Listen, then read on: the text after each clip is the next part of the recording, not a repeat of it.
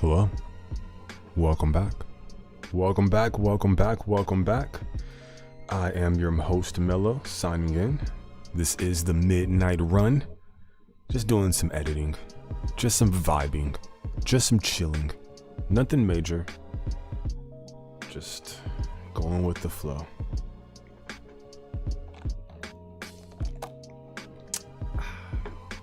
Got my mango drink here. Albeit a little watered down from the ice, but it's okay. Getting the job done, as it were. Alright, so I'm just getting some editing done. I'm assembling clips. Now, you may be asking yourself, Mello, Mr. Dreamer, what are these clips for?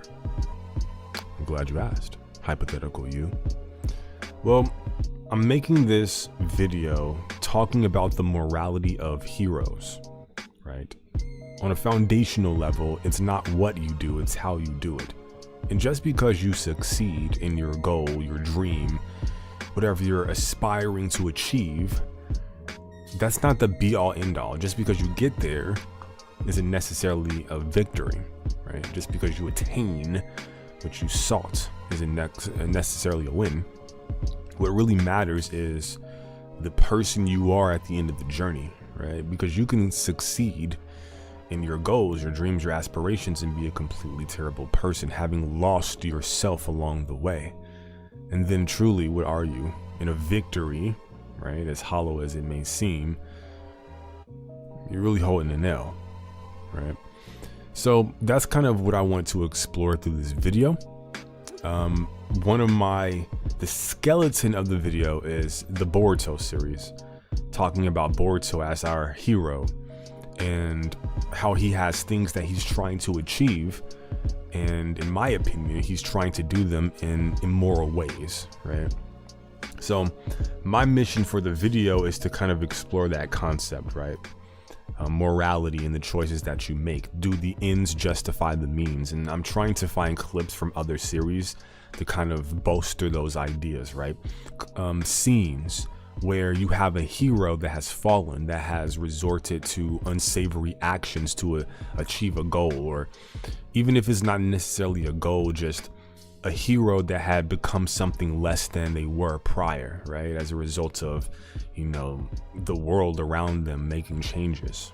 In this case here, we have Andrew Garfield's Spider-Man, right? The Amazing Spider-Man. We know that Gwen died in Spider-Man, and this is a little clip of him telling his story, right? Basically what happened after Gwen's death, right? He got mad, he got bitter, and he stopped holding his punches. He probably killed some villains, and I think that's interesting. The friendly neighborhood Spider-Man became something darker, something bitter and miserable and depressing. He didn't inspire, he simply was, right? Wallowing in his own sorrow and self-pity. And I found this to be an interesting kind of through line for the video that I'm working on. You know, I don't want these types of characters to be what the Boruto character becomes, right? So I'm going to be using this character here. Now, Boruto is going to be the skeleton of the video, but it's going to broach off into different series like Star Wars Andor, Star Wars in general. I want to bring up Anakin Skywalker because he is a hero, or was. I think so, you know, based upon the Ahsoka series, but he was a hero initially, right? The hero of the Clone Wars, the champion of the Jedi, that guy, like the quintessential him. And then eventually, over a period of time, he slowly but surely was corrupted and went over to the dark side, and how he had these like noble intentions of helping those that he loved, right? Namely Padme, his wife, which kind of twisted him into becoming something more. And of course, Anakin always had that kind of ambition to be, you know, the most powerful Jedi, the most powerful entity. He was the chosen one. He felt like he was privileged and entitled to greatness. But the Jedi were always suppressing and holding him back. And I found that to be an interesting character study. So I'm going to be using Anakin Skywalker, Andrew Garfield, Spider-Man. We're going to be using the home series Spider-Man, of course. His name eludes me at the moment. Of course, we're going to be using Luthen from Star Wars Andor, which was a fantastic Star Wars series. And I think I'm going to have the thumbnail, maybe a picture of Boruto, and behind him will be the text, you know, what have you sacrificed, right? Something like that. So we're going to be playing around with this. So I'm just gathering some of those clips. What's up, chat? What's good? What's good? So with this, I lost Gwen. She was my MJ. I stopped pulling my punches. I got rageful. I got bitter. Hold on, maybe I cut this down a bit. I lost Gwen. She was my MJ. I stopped pulling my punches. I got rageful. I got bitter. Oh, that's interesting how my computer is rendering that sound. The audio must be a bit of intensive while streaming. That's interesting. But yeah, so I'm going to use that clip. I am not your failure, Obi-Wan. You didn't kill Anakin Skywalker. I did. So I'm going to use that scene from the Obi-Wan series, which is one of the... That series was dog shit, but it had a few good scenes with Darth Vader in particular. And this was an excellent one. And I want to showcase, you know, the fall of Anakin Skywalker. I'll probably have it here. And then in the middle parts here, I'll show like maybe Anakin being like the champion, the hero, right? And then we'll bring it back to what he became during this era of his life. The tragedy, the tragic fall of Anakin Skywalker. And again, always drawing parallels to what Boruto could become, right? Depending on what his actions are. Again, it's not what you do, it's how you do it. It's not that you achieve your goals, it's who are you at the end of the journey, right? Because you could end up being a bigger threat, right, than anyone could imagine. I think even Ahsoka says this to Anakin, like you are more powerful, more dangerous than anyone could ever possibly imagine, right? Like nobody knew what you would become truly. Poor Peter. Too weak to send me home to die. No. I just want to kill you myself. Attaboy. I'm gonna use this scene as well. We're gonna be using Peter Parker from the Home series, as well as Andrew Garfield's Peter Parker as well. But mostly this Peter Parker because, yeah, I think this movie is excellent in invoking the kind of themes that I want to in my video where, yeah, like Peter, this was one of his primary dilemmas, right? Aunt May was killed by the Green Goblin, and he was constantly being taunted, and he wanted revenge, not justice, and he wanted to kill the Green Goblin, and I found this, like, this was excellent acting, right? The face acting, the physical movements, right? And of course, Willem Dafoe is like a fucking genius, okay? Like prodigy, so obviously, right? And this, like, this is your hero, right? And this is really important to showcase, right? This is supposed to be your friendly neighborhood Spider-Man. This is your hero, and look at him. He defeats Goblin. He stops Goblin. Let's say that happens in this instance. Who is the person that he is at the end of his journey? He lost himself, and that's, again, getting back to the Boruto series, one of the most interesting things about it right now for me, for Boruto's character, is that, you know, what is he doing to achieve his goals? What will he be at the end of his journey if he continues down this path where the ends justify the means, right? So we're gonna do parallels like that.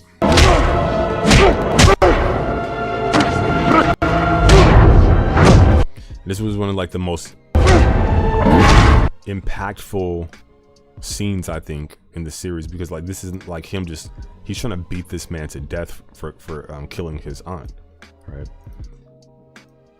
But that's the burden of the hero, right? We go back to Spider-Man. With great power comes great responsibility. This is something I speak about when it comes to the Boruto series, in particular.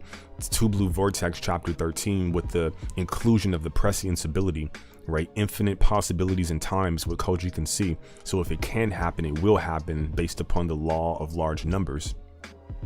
So that means that there is an outcome where the Shinju do not lead to the worst possible future that they can imagine. There is an outcome where Boruto, Koji, sure, but in particular Boruto, does not have to resort to unsavory, immoral acts to achieve positive outcomes, right? And because that's a fact of the matter, as the series has been laid out, we get back to Spider-Man, right? They have power, they have the burden of power, the burden of that responsibility to make actions, to make choices, to do things that lead to that future, right? In a series that establishes infinite possibilities in time, multiverse, you absolutely have that burden if you know about it, right? So they need to be aiming for that possibility. They absolutely can, they're just choosing not to, right? So when Boruto wants to assassinate the Ten Tails before it ever becomes the Shinju, I had notes here when I was scripting this out, and I said like, the Ten Tails is more victim than villain. It was enslaved and used by another. It had its body altered and changed without its consent. It didn't ask to be what it didn't ask to be what it became. It didn't do anything wrong when Boruto and Koji hunted it down in order to destroy it for what it could possibly do, right? And I found this to be really interesting, right? So this gets back to like bigotry, right? You're discriminating against Ten Tails just because of what it is. You can say, okay, well, it's in its nature to destroy. It's in human nature to destroy, right? So should you genocide humanity, right? These are like the moral questions that I think are really interesting to ask, but you never hear those questions asked by the fandom, nor by the people in the actual series itself, which is unfortunate, right? So that's what I kind of want to explore, right? As far as I know, this Ten Tails, right, it didn't do anything bad. It didn't do anything wrong. It was a prisoner, a slave being manipulated against its will and asked to be what it was, to just is, right? So even if you say like, well, it wants to devour, its end goal, it's something negative from our perspective, right? Well, that thing is operating on instinct, the Ten Tails, not the Shinju.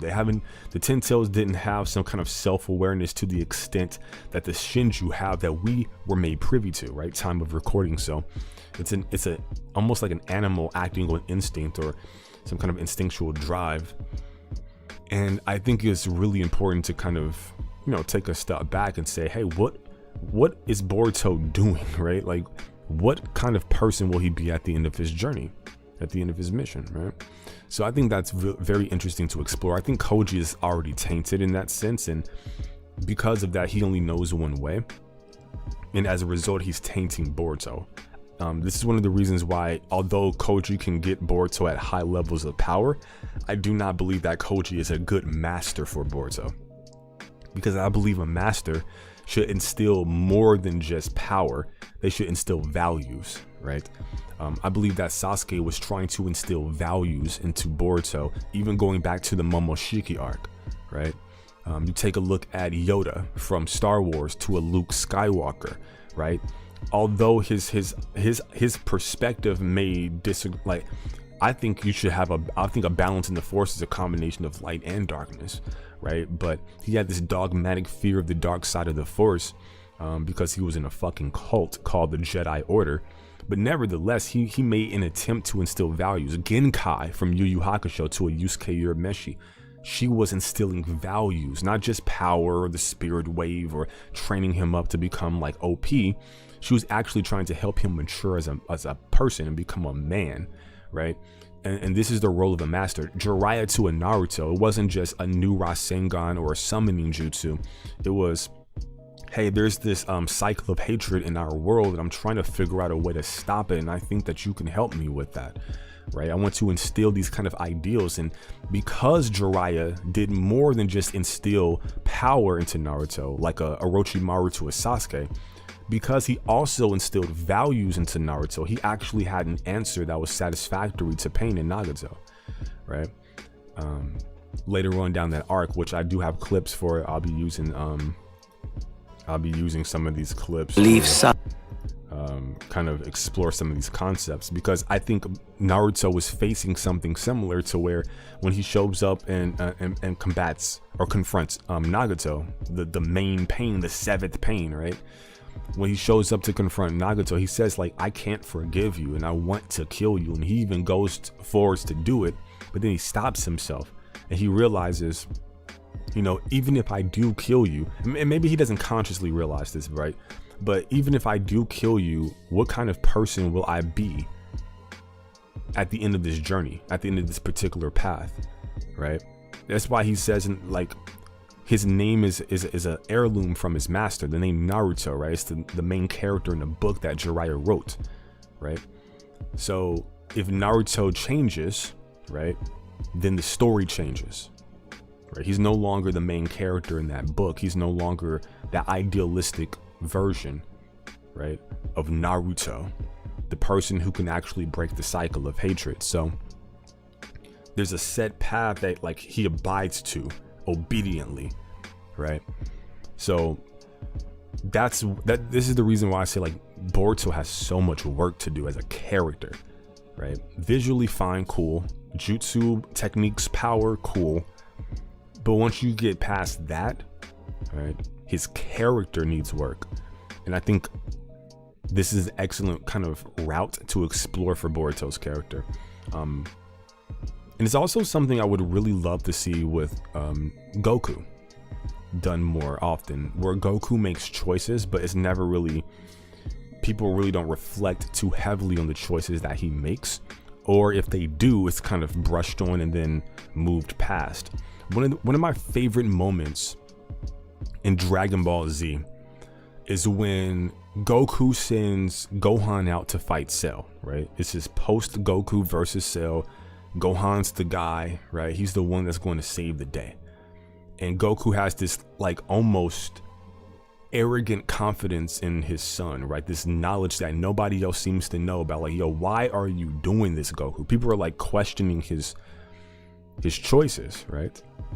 And it comes to a point where like Gohan's getting beaten to death, right? And Piccolo's like, listen, man, he's not like you. He doesn't thirst for battle and chaos like you, right? He's not like a warrior in the same sense as you are. You are reflecting who you were off onto your son and working through him as some kind of selfish way to prop yourself up. Like, hey, that's my son, not that's Gohan, an individual person with their own individual approach to life. No, they're my son. They're like me, right? A victory from Gohan, from my son is a victory for me, right? And then there's this like moment of realization where Goku realized, oh, I fucked up. I made a mistake, right? And that was fantastic, right? I really love that moment, regardless of if, and this is the thing that gets a lot of people hung up, the outcomes of poor choices by certain characters, in particular the protagonists, right? I say that I don't like the depiction of Naruto during the Boruto era. I don't think the choices that he made regarding Kawaki, given the information he had at the time, made sense, right?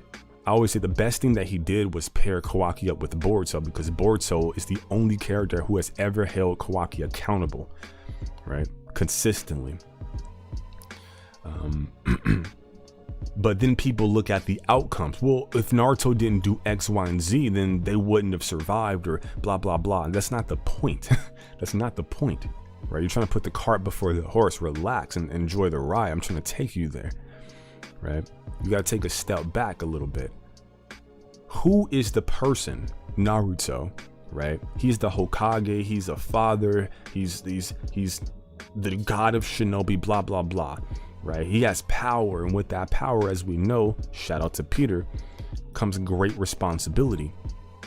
He's responsible for not only the people in his village, but the people of Earth, right? The entire shinobi world, right? The leaders, the Kage from other villages put their faith in Naruto Uzumaki, right?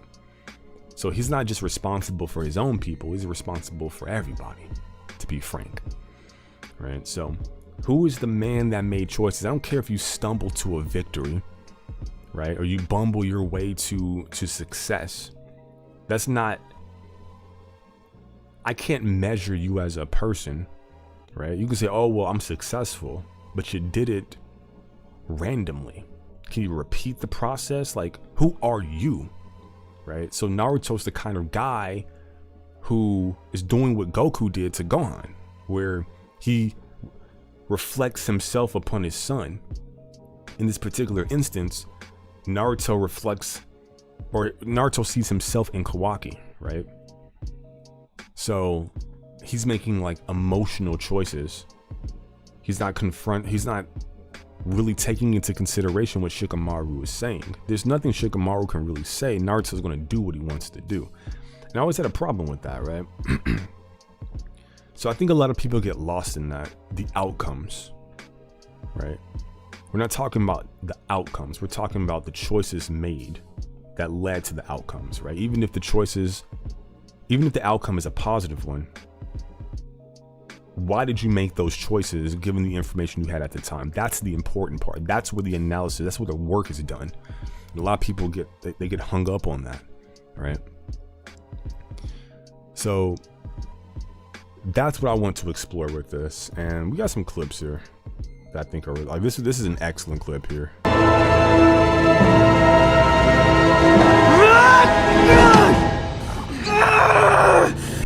Right, in this moment, Peter loses himself. He's been defeated by the villain. Right, he lost. Peter lost in this moment. Right, because like, just listen to what he says here. Poor Peter. Too weak to send me home to die. No. I just want to kill you myself. Attaboy. Goblin wants him to be like this. He wants this from him, right? So this being killed by Peter here is a victory for Goblin. Peter loses. He's defeated by the villain here. He wins, he succeeds in taking out Goblin, right? Let's say Tobey Maguire's Spider-Man doesn't get in the way here. He kills Goblin, he succeeds in his goal, right? But who the hell is Peter at the end of that journey? Right? Miserable, bitter. He wasn't seeking justice, he was seeking vengeance. This is not the building blocks of a hero, of a protagonist, right? If Boruto does immoral things to arrive at positive outcomes, who the hell is Boruto at the end of his journey? I'm not even taking into consideration yet Momoshiki and the potential of him taking over, right? And if you make enough of those decisions frequently, right, the ends justify the means. Well, if I destroy this person, right, it'll lead to a positive outcome. No trial, no justice, anything like that, right? I'm just going to take this person now. I'm just going to make this choice myself to do this. And then I look at chapter 13 of Two Blue Vortex, right? And it was one of the problems I had was how quickly Boruto jumped on the Koji bandwagon. How quickly Boruto chose to go along with what Koji wanted to do, right? He didn't ask pertinent questions. Sure, he asked some questions. I'm not saying he didn't literally ask questions. He didn't ask the most important questions, right? Like, hey, Koji, I know of you. I do not know you personally. And not only do I not know you, I don't know where you've been for the last year. I know that you're under the influence of omnipotence, right? Which means you can be influenced. So is it possible in a world where people can put you in illusions, control your mind, alter your perception, omnipotence?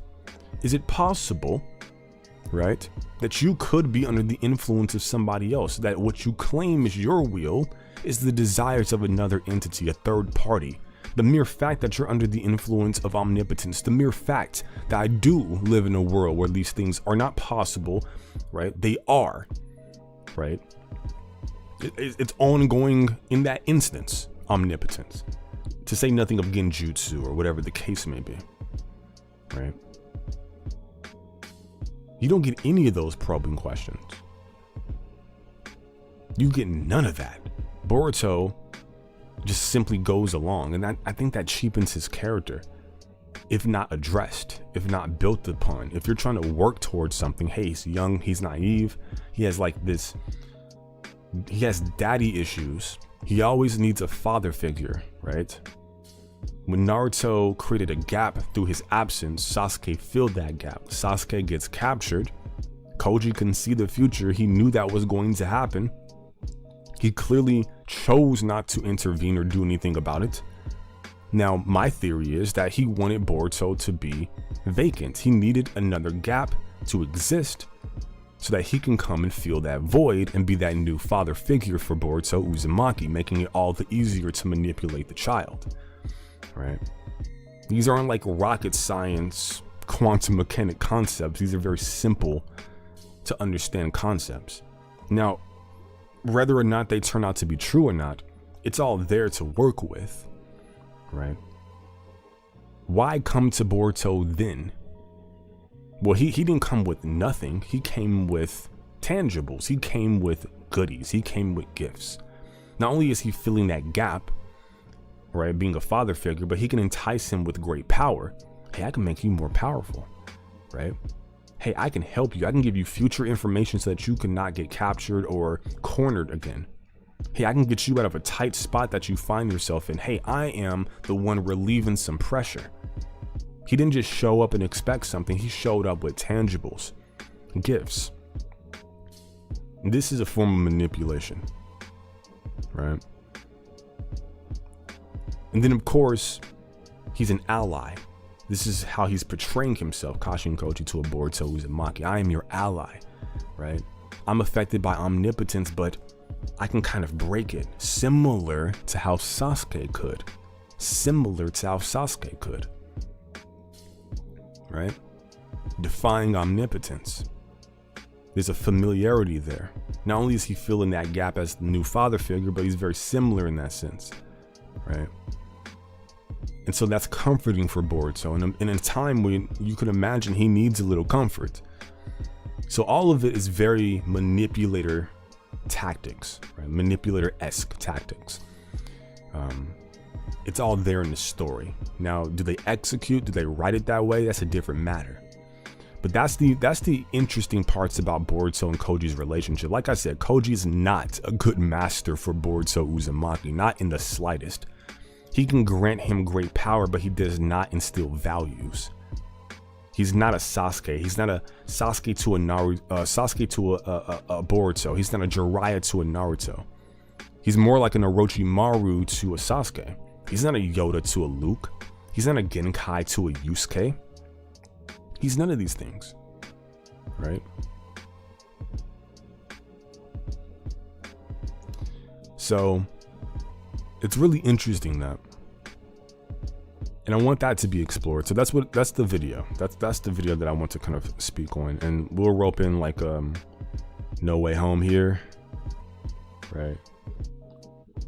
And just this scene here. Strong enough to have it all. Too weak to take it! I love this scene. Strong enough to have it all, too weak to take it. Right? But that's the burden of the hero. Even though you have the power to take it, you show restraint. Right? Because you understand that, or hopefully at the end of your journey, the person that you are is very important. And that's what I want to explore with Boruto's character. And of course, I got some stuff with Gon during the Chimera Ant arc, right? Where at the start of Hunter x Hunter, Gon is like this very happy-go-lucky child, and he's in a very dark world, sure, but you know, he's gone, right? This happy, like gone, right? Like there's a scene where Killua he's like fighting Pam, right? One of their friends that has been like corrupted. I'll just say that. And he like kind of reminisces on how Gon was, and then how he remembers him last time he saw him. Hateful, right? With rage in his eyes, right?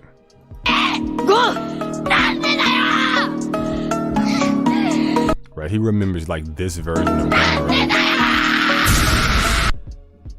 And how he was corrupted by hatred, in anger and depression at the loss of his father's student, and I guess to a degree his master for a moment during this arc in Kaito. So in that scene, it kind of flashes between like the smiling happy Gon and like the more like bitter, jaded, angry Gon that was just like wrecked by life, like circumstance ruined that version rather of Gon. And then there's this really powerful moment where Killua, right, the badass motherfucker Killua, right, the trained assassin, like, yeah, Killua from the Zodak family, like, he just breaks down and starts crying because he can't help his friend. He can't do anything for him, right? He becomes a child, a boy, right? And you're reminded that he is a child because these characters are like in such adult situations all the goddamn time. You almost lose track of the fact that they are kids, right? And it kind of brings you back like, oh, he's still just a kid, right? He's crying and weeping. He needs to be comforted. And then that's kind of the thing that kind of took Pam from being like corrupted by the villains and kind of brought her back, you know, because he wasn't challenging her in some egotistical way or trying to outpower her or, you know, be swaggy or cool with her or whatever. Like, he's like, yo, like, my friend right now is in a bad way and there's absolutely nothing I can do to help him, and I hate seeing him like this, and like, I have no options, right? I'm fighting you down here, you've been corrupted by the villains, I'm on my own in this, like, in this fucking war zone, this battlefield, right? And there's absolutely nothing I can do. Like, he lost it, and that was a powerful fucking moment.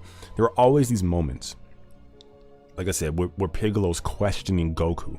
Finally, someone's questioning Goku, like, yo, your son is not you. He's out there getting beaten to death by Cell, right? Gohan is kind-hearted. He doesn't thirst for a battle like you do. You made a miscalculation, an error in judgment, right? Flawed analysis. And then that horrible realization on Goku's face is a rare thing to see because Goku just gets to do shit, right? And rarely is it questioned, if questioned for long. If it is questioned, it's not questioned for very long. I was questioning Goku's decisions with the Tournament of Power, right? Where Goku was warned by Beerus not to get involved with Zeno. And he pushed that button and went to where Zeno was. And then the Tournament of Power ensued. Now people are like, well, if Goku didn't do that, you know, Zeno was going to destroy all the universes anyways, right? Goku, he gave him a chance, and then the outcome, you know, they were able to wish him all back, blah blah blah. Then that gets back to the Naruto thing, where like Naruto makes poor choices given the information he had to work with at the time regarding Kawaki, but the outcomes were more or less positive, right? Don't get hung up on the goddamn outcomes. This is low IQ idiots level of analysis. It's because you don't understand what the prompt is. You don't understand what the point of engaging in this particular activities. We're trying to figure out who the fuck this person is, right? Who is Goku? Who is Naruto? Who are these people? Who is Boruto? Who is Peter in this moment, right? Who are you? That's the point, right? And we can get a measure of these people, these characters, based upon the choices that they make, the actions that they take, right? If you're only focusing on the scripted, preordained, predestined outcomes based upon what the writer desires, you've lost the plot. At the very word go, you don't even understand what we're trying to do. You failed the test, right? That's not the point, right? It's like the tuning exams, the written portion of it, right? You can sit there and like write the test and blah, blah, blah, but that wasn't really the point of the test. The point wasn't to pass. It was to get a measure of your skills as a shinobi and gathering intelligence without getting caught. Right, that was one of the major functions of the tuning exam. Shout out to Ibuki since he's back in chapter 14 TBV. He was the proctor of one of the best portions of the tuning exams in my opinion. But that was the point, right? You have to understand the point. And that's the point, right? And I think that's important. I think it's very important. So, yeah, yeah. And I might even like bring up some of that stuff with Goku. I might get some clips for that too. And this is something that Tobey Maguire Spider-Man like just understands from his lived experiences.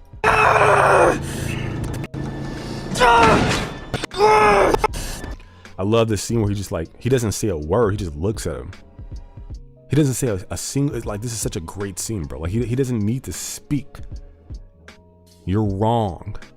You may achieve your goal in getting vengeance against Goblin. You may remove him as a threat, but you are tainting yourself in the process. You can no longer be a hero that inspires, right? You have the burden of responsibility because of the power you hold in the position that you have. And that's why I say it's great, right?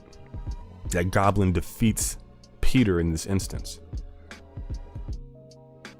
It's fantastic.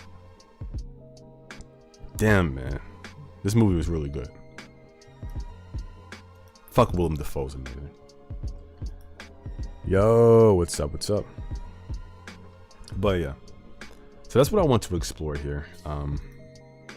And that's why I'm using like Luthen from Star Wars Andor as like a catalyst.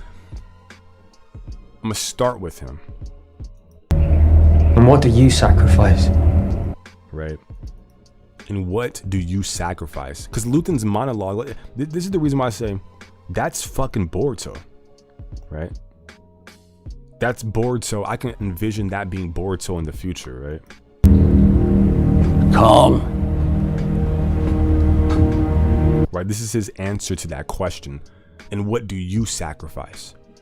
Right? He says, I sacrifice calm. Kindness, kinship, love. I've given up all chance at inner peace. I made my mind a sunless space. Right. This is one of the best monologues like in Star Wars history, but just like in pop culture ever. Like it's so good because it's the horrifying terror of a good man who's seeking positive, good outcomes, but has to resort to bad means to arrive at good ends. It's horrifying, right? And the show excellently and they understand that they need to portray it as such, right? As a sacrifice. What do you have to do to become, or rather, what do you have to do to arrive at this positive outcome, right? It's fucking fantastic. I share my dreams with ghosts. I wake up every day to an equation I wrote 15 years ago from which there's only one conclusion. I'm damned for what I do. My anger, my ego, my unwillingness to yield, my eagerness to fight, they set me on a path from which there's no escape. God is so fucking good. So goddamn good.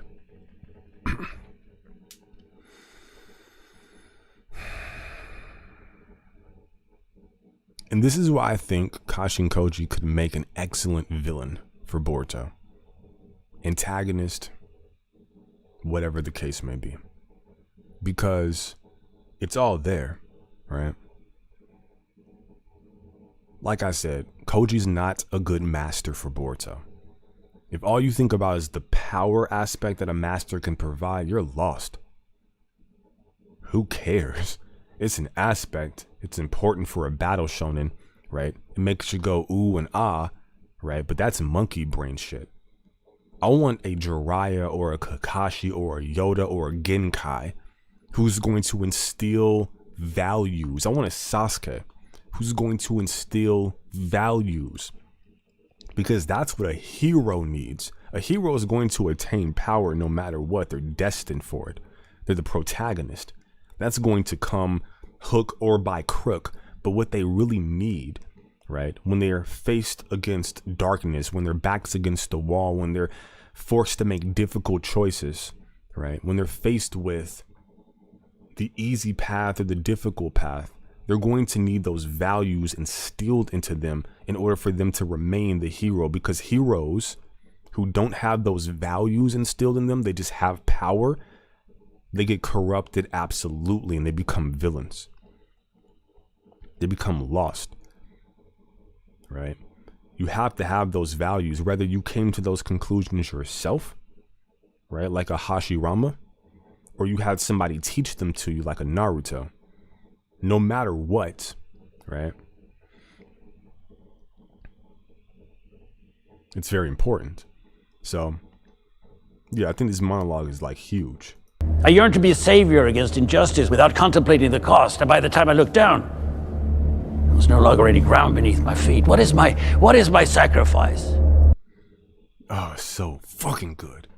He yearns to be a savior against injustice without taking into considerations the consequences of his actions. And by the time he looks down, right, he's tetherless. There's no anchor. There's no ground beneath his feet. He has no foundation anymore. He's corrupted himself. A good man has corrupted himself to arrive at good outcomes, right? Like in Amato, if you want to say Amato was good to begin with, he did bad things to arrive at good outcomes, right? What have you sacrificed? You sacrificed the person you were before, the person you could have been, right? I'm condemned to use the tools of my enemy to defeat them. I burn my decency for someone else's future. I burn my life to make a sunrise that I know I'll never see. God, it's so fucking good. Oh, so fucking good. And that's Boruto, right? He wants to walk in the darkness, in the shadow. He wants to be the person he wants to be the Sasuke who can't be around his daughter, who doesn't even recognize her face and almost killed her. He wants to be the Sasuke who can't even be around his wife because he's always gone, right?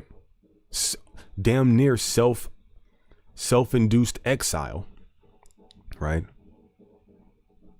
You want to be that? You want to be the shadow Hokage, right? You don't want to be that. You want to take aspects from Sasuke and then build atop that, right?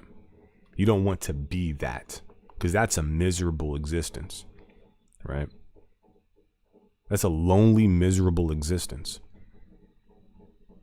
And Boruto does not want to be a Danzo. He doesn't want to burn his decency to arrive at a future. And this is why this particular part is so goddamn good, because he's talking about futures, right? He burns his decency for people he'll never even meet so that they can have a better future, a future that he won't even be alive to fucking see, right? He's a sacrifice. He's a piece on the board. He's not even the player, right? Make a sunrise. And it's so goddamn good because like he's like, I'm going to burn my decency. I'm going to sacrifice everything I am. The ends justify the means. I was a good man who did bad things to arrive at good outcomes. And then I won't get any glory. No one will ever thank me. Right? It's a tragic existence, bro. For someone else's future. I burn my decency for someone else's future. I burn my life to make a sunrise that I know I'll never see. Now, the ego that started this fight will never have a mirror or an audience or the light of gratitude. So what do I sacrifice? Everything! Fucking beautiful, bro. God, whoever wrote Andor just needs to write everything Star Wars movie. You know what's funny? The guy, he's not even a Star Wars fan. He just made a great show set in the Star Wars universe.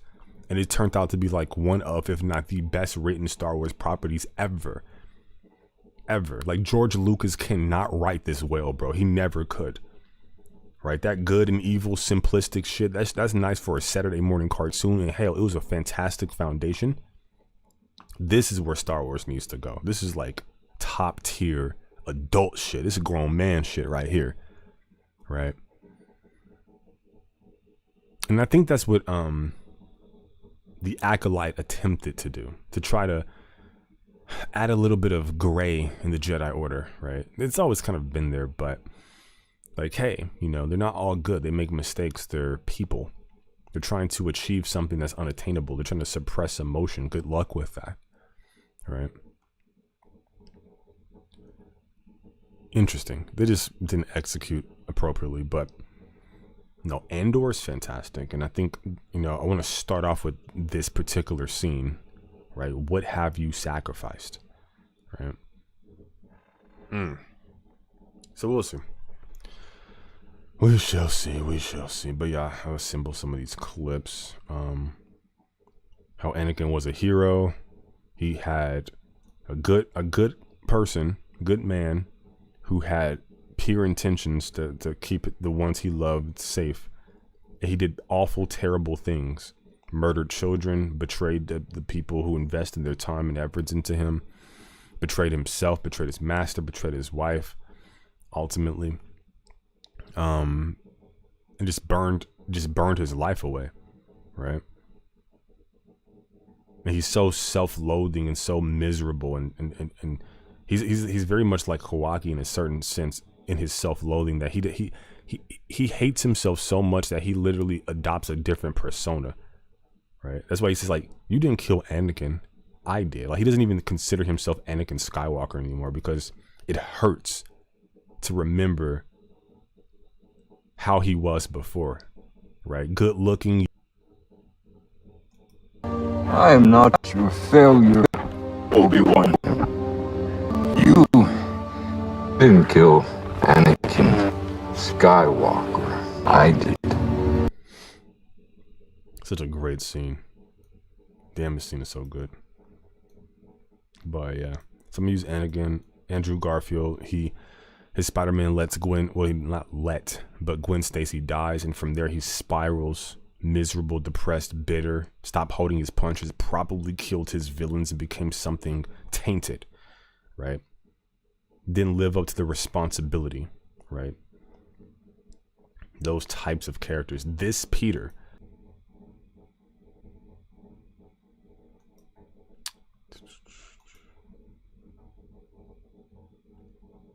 too many clips. Too many clips. Too many clips. Too many clips.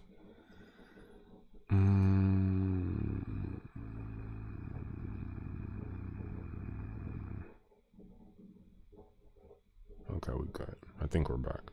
Okay. I think we're back. Yeah, we're back.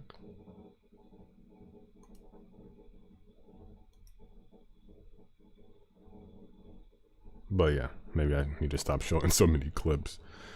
But yeah, but I was saying, this is the reason why I love My Hero so much. It's so well written. And I'm not even gonna sit here and argue. It's like My Hero is objectively a better series than the Boruto series. Like, I couldn't even fathom how it would be a debate. I mean, obviously I could, you know, objective versus subjective, but just the writing. Like, I want to make this Lady Nagat video really badly because I want to explore how the world changes a person, right? How it can taint a person. And I think Lady Nagat is fantastic. And even with her, like, kind of what happens later on with the character, I think it's so fucking good, bro. Like Izuku has villains, but like some of his villains are villainous, like mustache twirling, like muscular types. And then he'll have like Gentle Criminal or Lady Nagat that were good people that were kind of tainted by society and the world around them, and that kind of came back later, that had an opportunity for redemption to a certain degree, right? And that's why I really like the conversation, like exploring the world of My Hero, to where you have like at the very top, like at the surface that shines very brightly, your All Mights, right? You know, to a certain degree, even in Endeavor, how Endeavor was just, and this is why Endeavor is such a fantastic character. Endeavor is this tainted hero, a public face. He's like mean and grumpy, whatever, but like he's number two. Like a lot of that's popularity. Like he's the number two hero at the time of All Might's reign, but he was doing some like really messed up stuff in the back. And I'm sure the Hero like association, the people who ran all that stuff knew about that, but they swept it under the rug, right? Because they were sending Lady Nagant out to kill people, to assassinate people. These are the same people running All Might, right? So you have your surface level heroes that are, you know, the ones that inspire, they're like the celebrities, blah, blah, blah, right? And you have people like Lady Nagant, who works in the shadows, who's doing the wet work. And it's all just a facade. It's all fake. Everyone's wearing masks. Sure, All Might believes in all of what he's saying. He's the, right, the shining inspiration, right? Symbol of peace. He believes it, but he's a cog in a machine. He's a puppet on strings. He's manipulated and used by this association, right? To be like the face of it. I find that to be interesting, where Izuku is fighting Lady Nagant, and she's like, "Listen, kid, you're from UA, right? You're from UA Academy. You're just like a byproduct of indoctrination. All you know is what they have taught you. You don't understand how the fucking world works, boy. Don't come talking to me about this hero shit. I wanted to be a hero and I had to murder people." Oh, my audio's going in and out. Appreciate you telling me. Yeah, I think it might be. I've been pushing my CPU a little bit too much. Give me a second.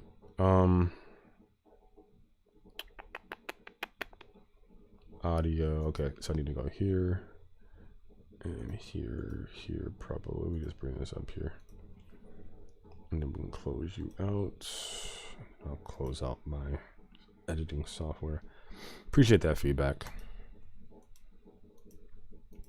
It's like, why would you ever sit there and just listen to bad audio? Let me know something so I can at least attempt to fix it. So I appreciate that. Let me see.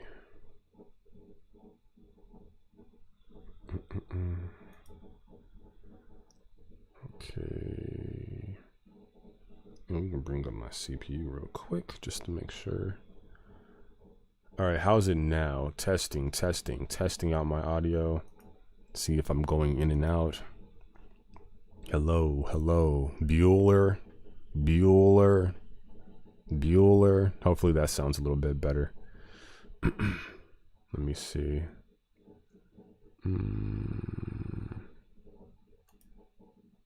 Yo, what's up, See Me Now? What's good, bro? I can probably take you down too. And this might even help as well. But yeah. So like I was saying, that's one thing I really like about Lady Nagant, and that's like something I really want to explore with her character. Just the My Hero Academy universe in general is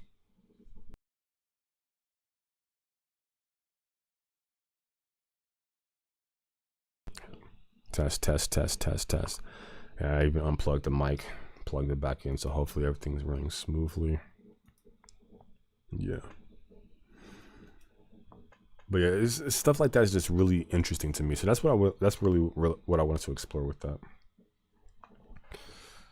Been watching any wrestling lately? It's been fantastic recently. Cody and Solo had a steel cage match last Friday. I honestly have not been watching wrestling. I've been working on edits. Like, I've been doing like a lot of tutorials and just figuring out new ways to edit and new like styles and all this stuff. So that's really where I've just been spending hours in my editor, just like working on my craft. Accumulating like sound effects, music, clips, that type of stuff, just kind of setting myself up for success, getting ready for this run in 2025, and towards the tail end of this year.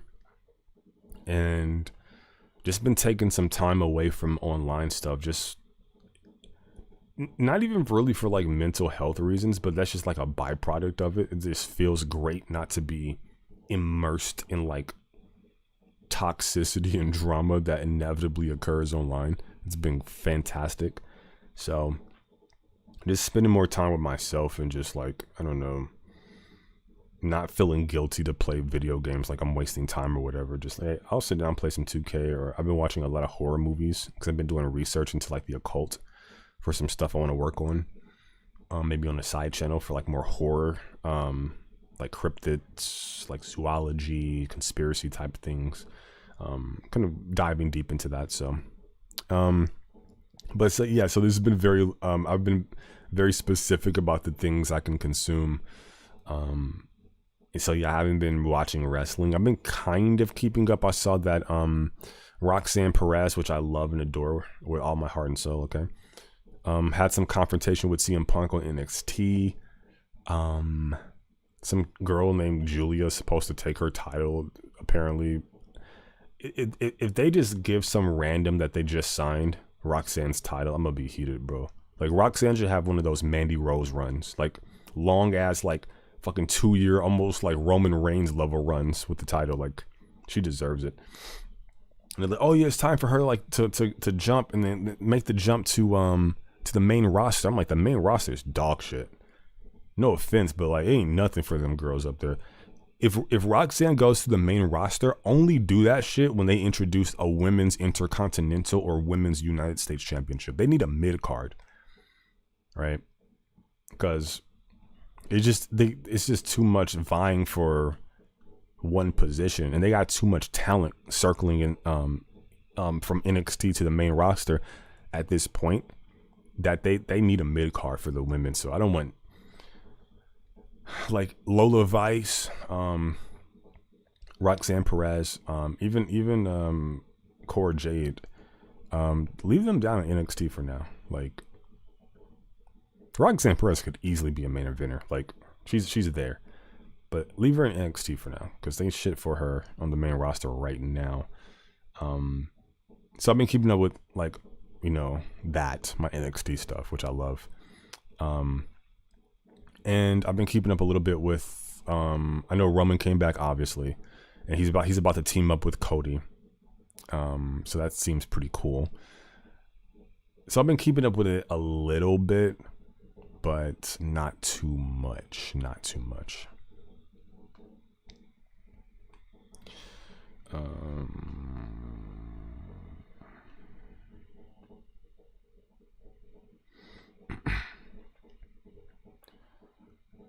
That's what's up, bro. I'm glad you're focusing and grinding. The product is in a good spot, and so hopefully you can catch it soon.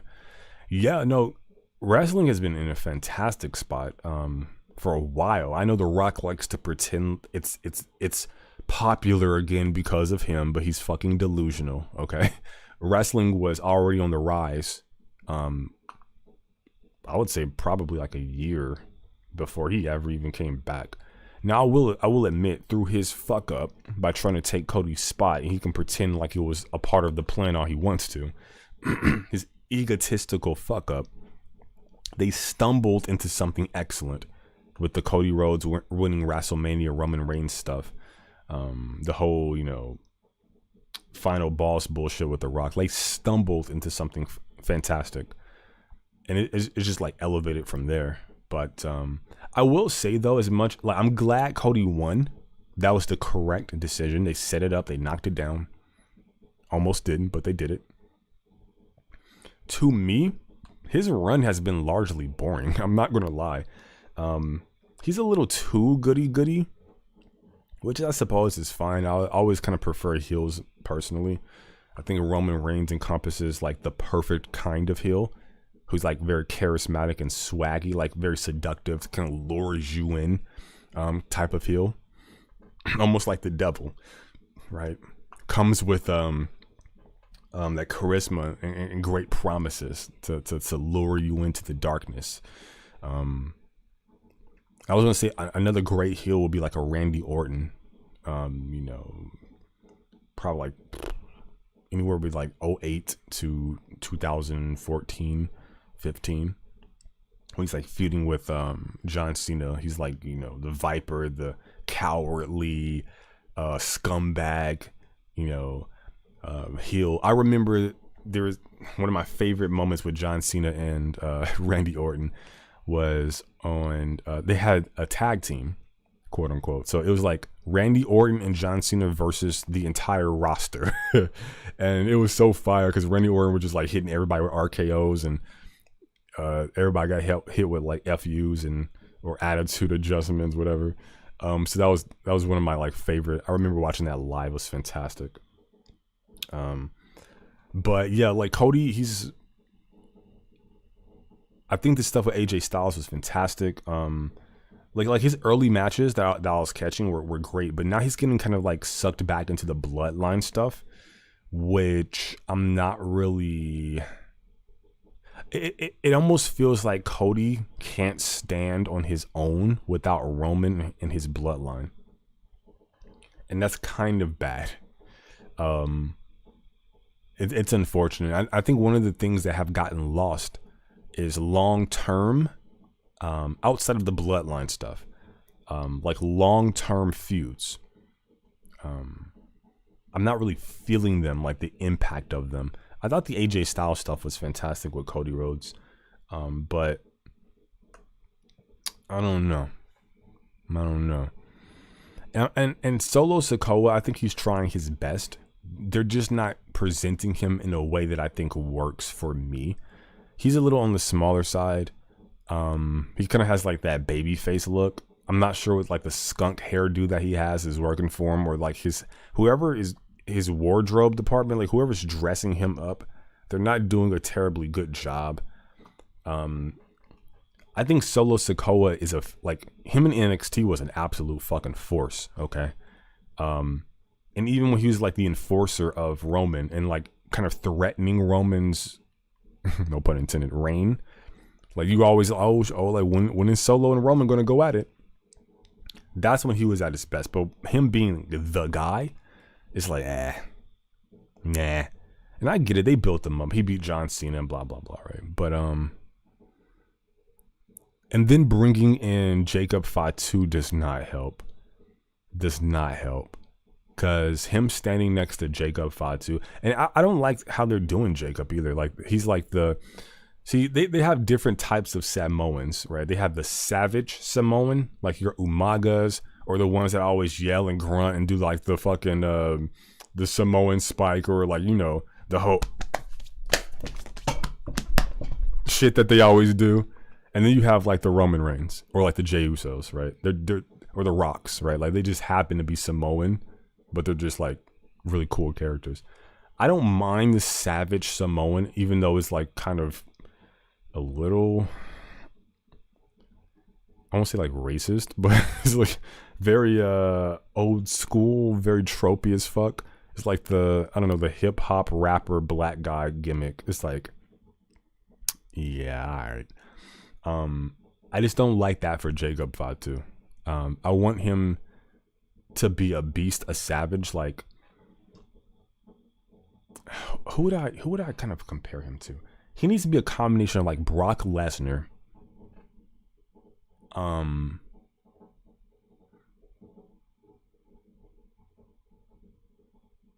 like the intimidation of a Brock Lesnar, like the aura of a Brock Lesnar. Like when this motherfucker coming, like you don't want to be in a ring with that motherfucker, that type of shit.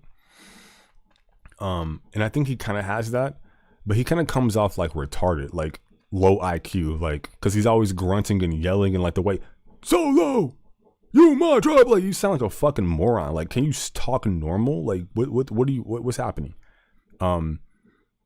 So that's what I really want. Like, I want him to do some promo work. I want to hear from him. I don't want him to be the savage Samoan animal. I want him to be like, you can play into his history to where he's like, yo, Vince, this dude is so fucking dangerous. Vince McMahon did not want to sign him. He's like an actual criminal. It's like, yeah, play into his history. All right. Like this dude is the baddest fucking person to come out like this, like the Ahawaii family or whatever the fuck. Like he's the baddest motherfucker to come out of this fucking family. Like play into his lineage, right? Who his father was. Play into all that shit, right? And then have him be whatever his style is naturally, right? Have him do that, but have him be the leader of this like faction of the bloodline, right? Or whatever the case may be. I think that could be pretty sick. Maybe. I don't know, because at the same time, I feel like Roman has to win. No matter what, at the end of the story, Roman needs to be like full circle. He's the baby face, but kind of still bad boy type energy, and he's the victor. He wins. And I think Solo is a good person to take that fall. And then maybe after that, Jacob rises so that he won't have to take an L. And they can build up the monster. But I don't know. I mean, even Brock shined when they actually let him do his bit. Like, oh, he's actually funny. Okay, cool. So I don't know, but I maybe Jacob can't talk. So yeah, bro, Cody is fantastic, but his title run has been lackluster. I want him to break bad. Yeah, like Cody is a fantastic heel in the making. I think he could do a wonderful like Homelander turn. I know it's very cliche at this point in the fandom, but yeah, man, give us like a Homelander turn. Like that would be pretty great. But I think he wants to be like the great baby face, which I can kind of respect, right? Not everybody can be like the swaggy, cool, fucking Roman Reigns types. And it's so easy to have like the top guy be the heel these days. So I think Cody's kind of stuck. And it's not even like he's stuck in a place he wants to be stuck at. Like he even in AEW, like he wants to be the John Cena. He wants to be the hero, the good guy, the face of the company, the guy like in the nice clean suits, and those suits are nice and clean. Company man, the American nightmare, but really the American dream 2.0. He wants to encompass and embody all of that. And that's what he wants. He wants to be that fucking guy. And he's that guy. So I don't see him turning. I don't think he's going to turn heel ever. Like, fuck. I mean, maybe like about 5 years from now, maybe. I don't know if he still wants to go, but I could definitely see if he wants to, he will. I just don't think he wants to. And I think a heel to that. A baby face to his level is needed. You need a guy like that. You need that. You need the light, right? To Roman's darkness. But Roman's not even like the darkness anymore. Like fucking even LA Knight. I need to play. How's LA Knight's United States run? He still got the title. Like LA Knight is kind of like your Stone Cold Steve Austin. He's really a heel at heart, but he's kind of like the heel that you're really like. He's very Stone Cold Rock. Obviously for obvious, like he embodies that Attitude Era type energy, but he's very much so that. So he needs that edge. The thing with Cody is his edge kind of comes out in his promos and like his work in the ring. He has those like rev up moments, but you can tell like Cody really looks up to Triple H and he really looks up to Randy Orton. Like you could just see his style of wrestling.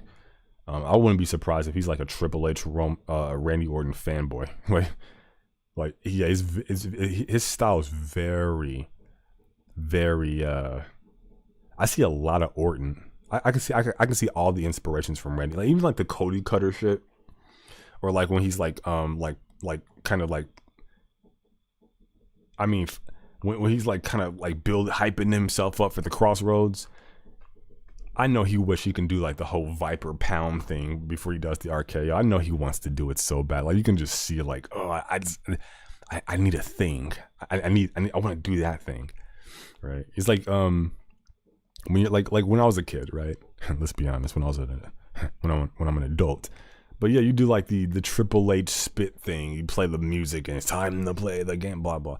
Right? Every kid did that if you watch wrestling. I think Cody Rhodes did that shit with Randy Orton. He did the Viper, the Pound thing. I bet he did like practice RKOs all the time. I can definitely see it for sure. Although I don't know, because Cody's like older than me, so he might not like view Randy Orton kind of like as like how old is Randy? Like I'm pretty sure like Randy's like old enough, so I don't know. Andrade is #1 contender. See, he don't got the stroke, bro. I'm sorry. He's very talented. I can't think of, like, for whatever reason, like the like Latino. I never know like what the designation is. Do I just say Latinx, Latino, Mexican, whatever? Hispanic, I don't fucking know. But those like the Latin, I guess, wrestlers, they don't really have that aura. Like Eddie Guerrero had fucking aura, bro. Like, my God, Eddie, bro. Like, the swagger was on infinity. I think Rey Mysterio got that fucking aura, bro. Dominic Mysterio has so much fucking potential. He's good. He's damn good. He just needs. I can't wait for Dom to kind of get out of this like Judgment Day, like kind of like I want him to get away from Rhea. I want him to get away from Liv. I want him to get away from the Judgment Day. I don't know if he still will live. I haven't been about a month and a half to 2 months. I've been kind of out of it. I missed what was it, Backlash? I didn't even watch Backlash. It gives me something to watch at least. But when he gets past that, I think that's when when he's on his own. No more daddy issues bullshit. I mean, have one final feud with Rey to resolve it and then just be done with that shit. But when he gets on his own and he starts like, if you want to have him be like a heel or anti-hero or like the baby face, that's when I think his stock will just go even further, bro. But right now he's stuck in a rut for me personally. Although he's fantastic, and his theme song was just fucking amazing. But I'm trying to think like.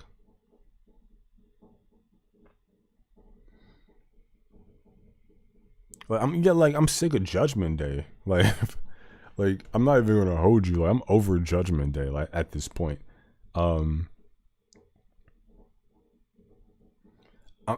I don't like Damian Priest. I don't like him. Like, even when he won the title, I was like, this is such fucking bullshit. Like, it's insane to me how you have a motherfucker like Drew McIntyre. From like his promo work to his like physique, that motherfucker is a champion. Like, there's no fucking shot that guy should be going without a title on his waist. This is insane to me. So I get like they're blah blah blah, right? Like almost too big for the title, like you don't need it type shit. But that motherfucker needs a championship, bro. Like they're wasting the last like good years of his like prime, because like wrestlers' primes are like not like NBA primes, right? Your primes like what, 25 to like 33 in NBA probably. You start to peak around like 27, 26, 27, 28, start winning titles and shit. Your prime peaks in different places in different industries. And wrestling, your prime, like LA Knight is like fucking in his 40s, but he's at his prime right now, right? So it's like, right now is Drew's prime. Drew ain't never been this hot, bro. Like, this is Drew's prime right now, and they're fucking put a title around that man's waist, bro. Like right now is Cody's prime. Cody's like what, in his mid 30s, going in his late 30s. It's Cody's prime. So I don't know.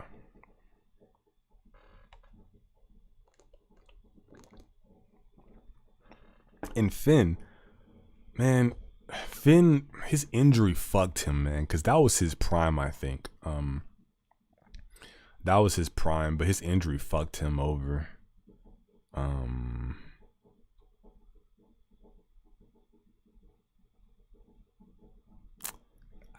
I feel like Finn, like, they didn't do Finn any favors, man. Like, all the pie faces from the shoving his face and treating him like little brother and like dogging him out from like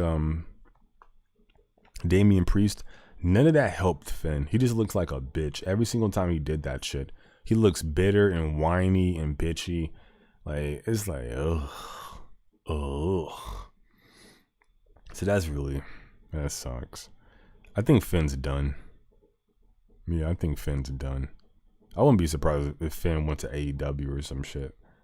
Cause like once the Judgment Day, I know you want him out of Judgment Day, but once Judgment Day like ends for Finn, I don't know what the fuck they do with Finn, bro. I'm like, yo, Finn is cooked.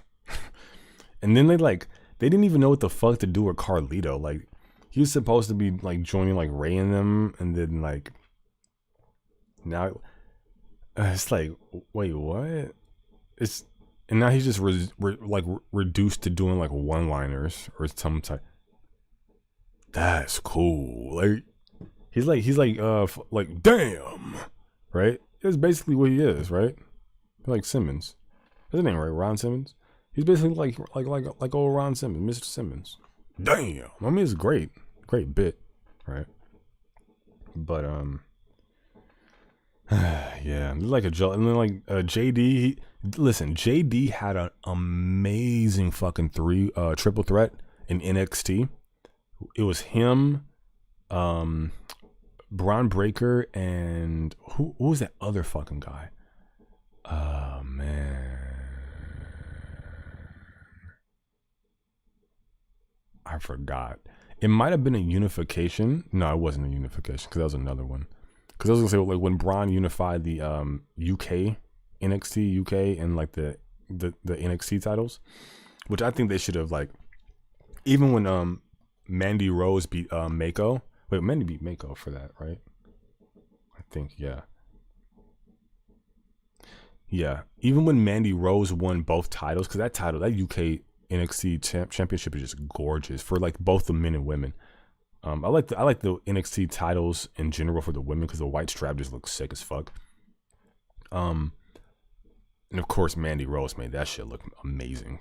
But I wanted to see like Mandy like be like the Roman Reigns, like half her titles, but they just like gave him one title after. I mean, y'all, so don't y'all understand how cool walking out with 2 titles is? Ever since Chris Jericho, not current Jericho, but like ever since Chris Jericho beat The Rock and Austin in a single night, won the heavyweight championship and the WWF championship, like that shit was just like, I was like, oh my god, like the first undisputed, like it was so fucking cool.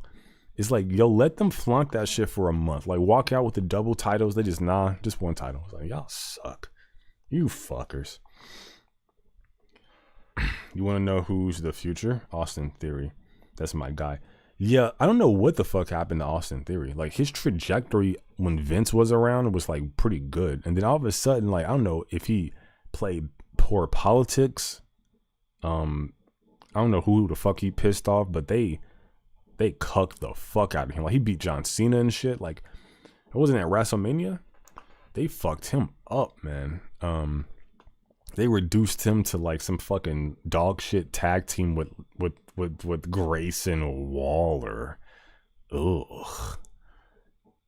My God. Like, imagine being a wrestler in 2024 and your gimmick is the old talk show gimmick. It's like, bro, there's been some great talk show gimmicks, but man, I mean, I guess it's a great way to get some TV time, I suppose, but you should be good enough to do that without the fucking talk show. But I mean, at least The Rock had like the Rock concerts, right? He had like he had his own thing.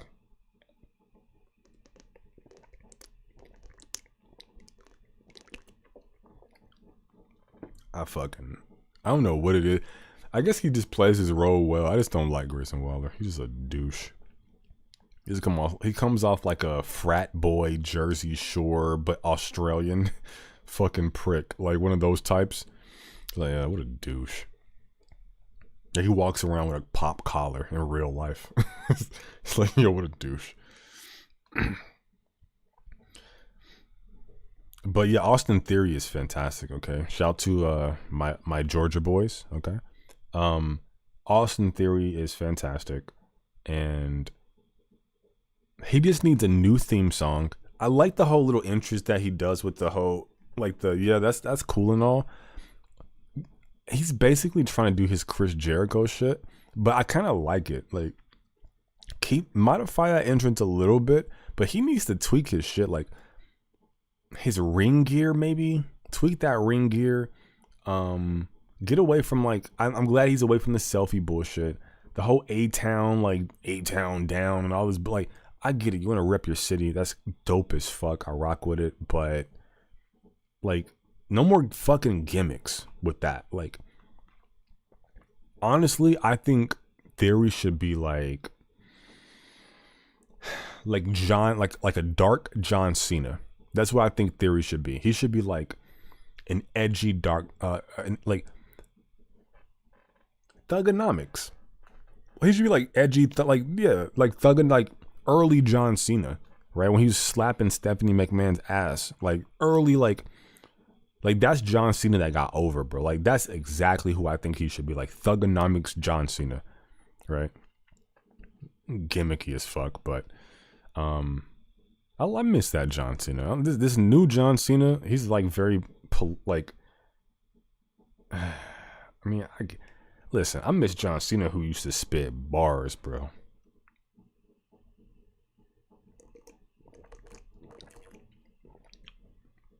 Although I was always a Randy Orton fan, I must admit.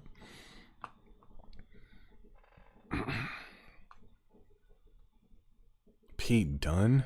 Hold on, who's Pete Dunne again? Is that the guy who's always trying to like break people's fingers and shit? Let me see. Pete Dunne. Yeah, I like Pete Dunne. Yeah, no, he's great. He's great. They had him doing some stupid shit with he was wrestling for like it was like in NXT for like some like the cup, some kind of cup. I don't want to lie, the matches were pretty good, but I'm like, a fucking cup? Man, this is... No, I like Pete Dunne. I really do. But I think like Trick Williams, like Future, Carmelo Hayes, Future, Braun, Future. Like every time Braun come out, bro, I'm like, oh, right? I'm pretty sure Braun's from Georgia too. I'm not sure though. But yeah, like Braun's my guy, bro. When Braun comes out, I'll be all in my room and shit, bro. Nah, that's my dude, bro. Nah, Braun's my guy, bro. Braun's my fucking guy. Oh, they brought Braun Strowman back. I see. Braun Strowman versus Bronson. What are they doing with Bronson Reed, man? I don't know what they. I know. Like, I even like how Trick lost his title. Like, they protected him pretty well. But I fuck with Trick Williams, too. They just need to, like, excuse me, they need to introduce him. Hey, yo, is that Toph? They casted Toph for the Netflix Avatar? I don't know about that casting, bro. Let me see.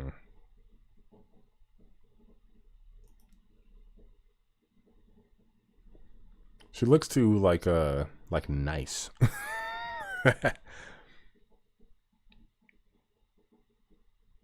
She must got a little sass to her if she got Toph's role. Okay, bet.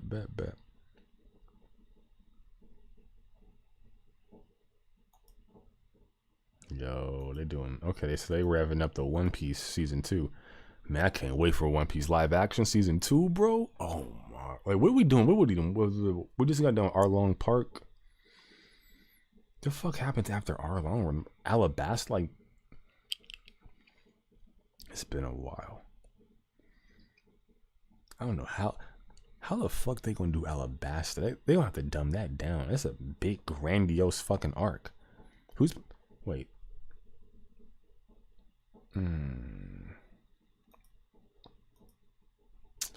Nah, they need to I don't care. They need to bring Mihawk in. Hey, yo, is that Chopper?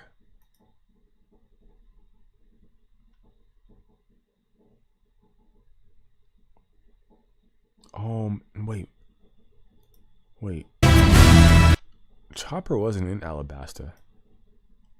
Yeah. They got too much fucking. There's no way, bro. Like, they gonna cancel that fucking. Even if it's good, like, it's just too much fucking. It's too much content, bro. Like, it's too much.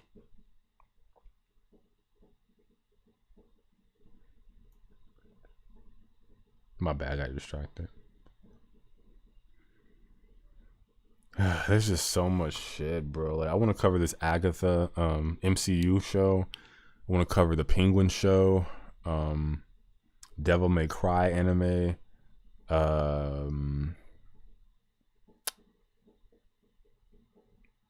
Yeah, it's just a lot, bro. There's a lot to do. It's fine though. It's fine. I'm just now I'm enjoying being off. Like, I'm enjoying just myself, like living life. So like the idea of me coming back to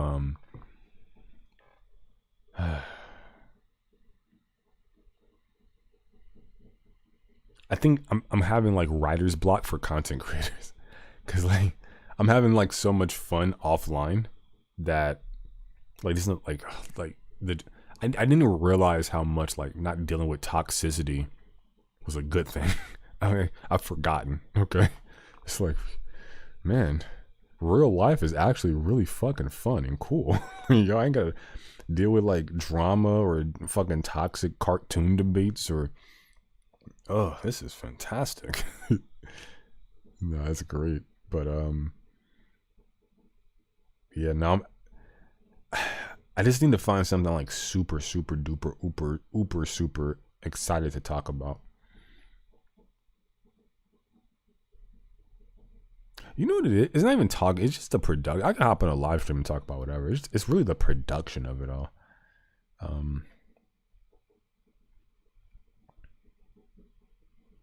I just need to like do something and stop worrying about like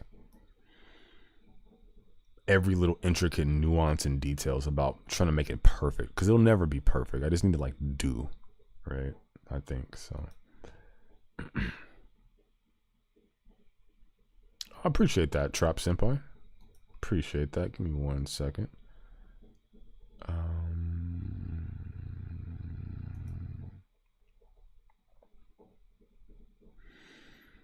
Yo, Trap, thank you so much for the generous $20 donation. Wow, buddy. I appreciate that, man. Thank you so much for all the support to the channel as usual. Arigato, my friend. Arigato.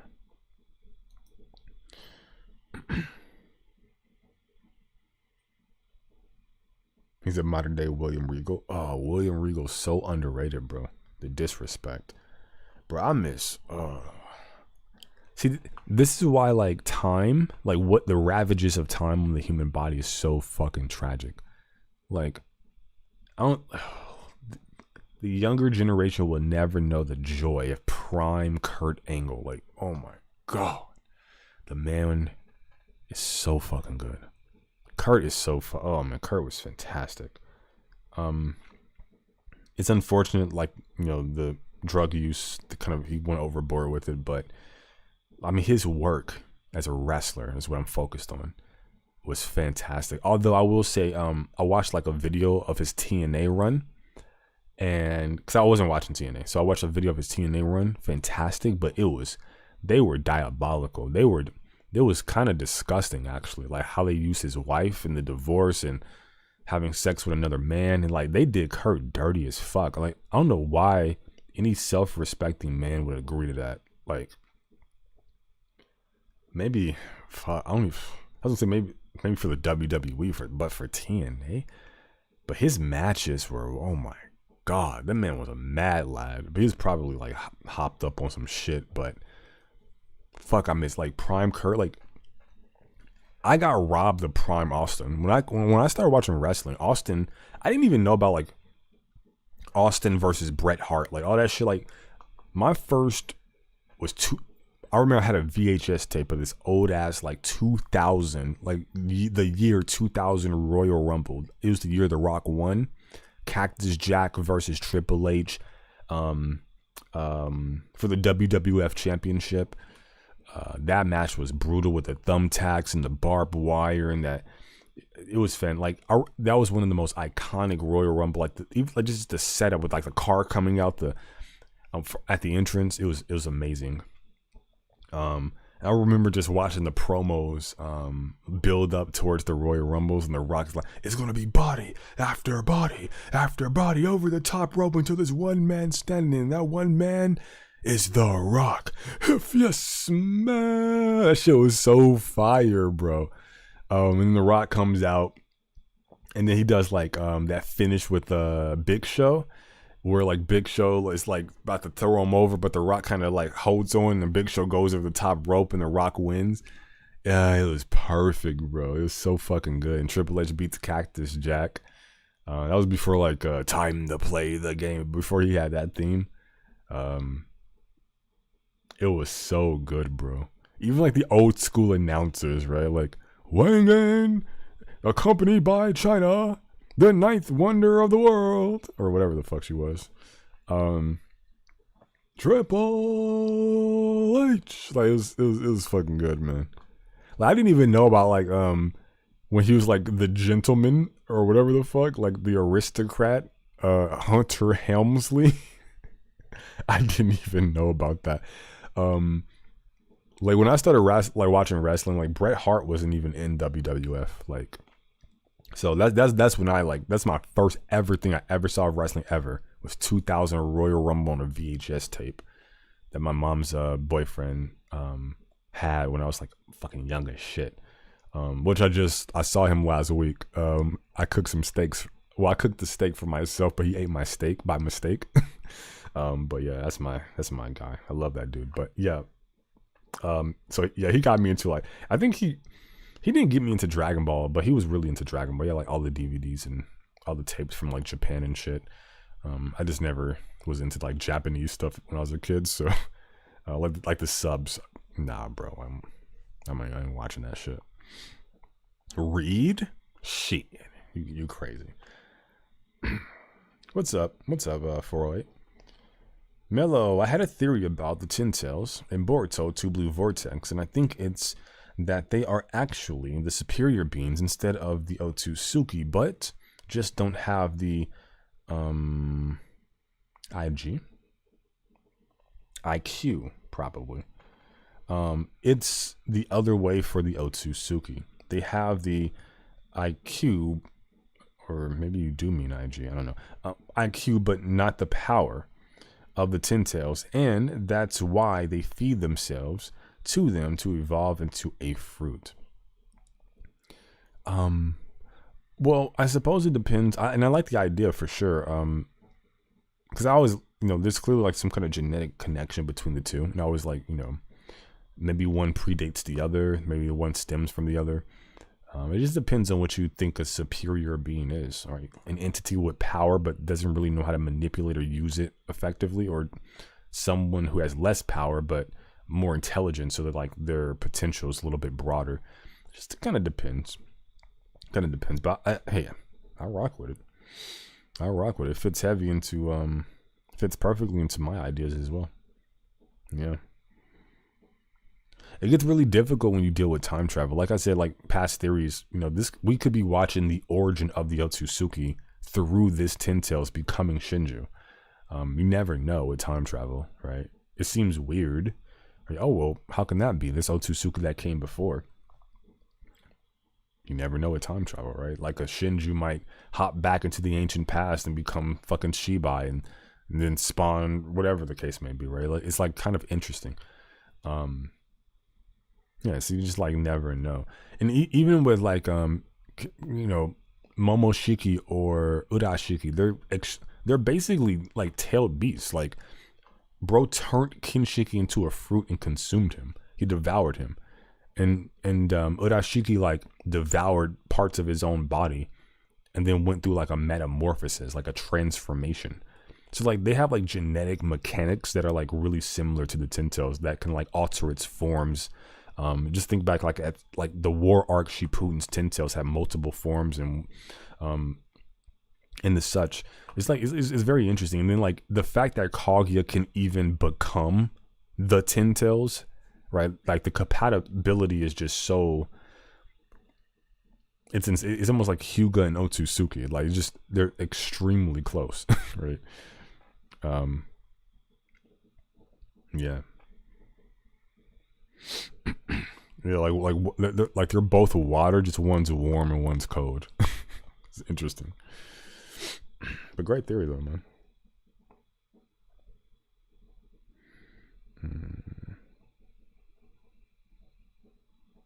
Yo, Trap, do you think Vince is going to make a final move? I think he got one last trick up his sleeve, the old dog. And I wonder what's going to happen with Brock. It's been a while since like I read up on the allegations and stuff. I forgot what did Brock do? That got him canned. I think. Oh yeah. Vince was passing around this woman, and Brock got a turn with her apparently.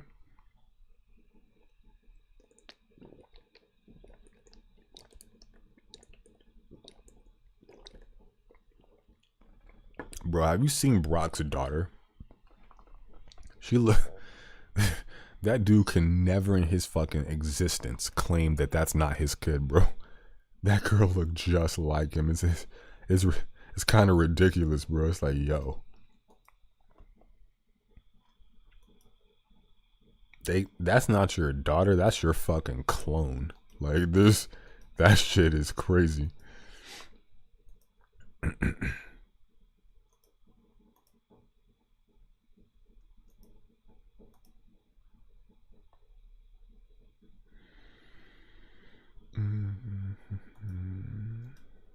Give me a second.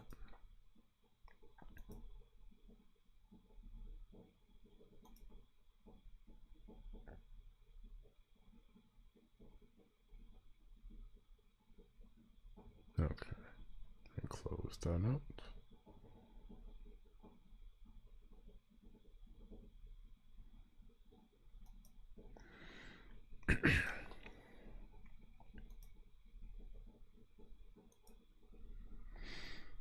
If Triple H brought back CM Punk, then Brock Lesnar definitely has a chance to come back one day.